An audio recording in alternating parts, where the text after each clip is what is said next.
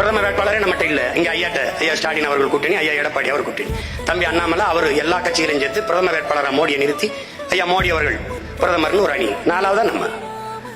இந்தியாவுக்கு நமக்கு எந்த சம்பந்தம் இல்லை. இந்தியா வாழ்றதுல ஆட்டத்திலே நம்ம இல்ல, கிரவுண்டுகளே நம்ம இல்ல, தேடல இல்ல. அது வேற நீங்க சின்னத்தை எடுத்துக்கிட்டு மைக்குன்னு ஒரு டொய்க்க கொடுத்தான். இந்த மைக்கும் இல்ல. அது அங்க போய் பார்த்தா சீப்பு மாதிரி இருக்கு, தலைவார சீப்பு மாதிரி இருக்கு.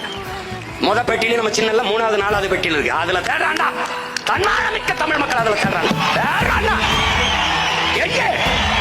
எங்கடா என் மகன் சீமானுடைய சின்னமங்கடா மைக்கங்கடா? எத்தனாவது பெட்டியில, எத்தனாவது ஒத்த ரூபாய் போட்டு கொடுக்கலடா. வேட்பாளர் நிறுத்துற எவன் மூஞ்சி எவனுக்கு தெரியாதா? நான் நிறுத்தின அந்த தெருவிலேயே 4 பேருக்கு தெரியுமா தெரியாதா? ஏறி போட்டாண்டா 36,50,000 வாக்க போட்டு.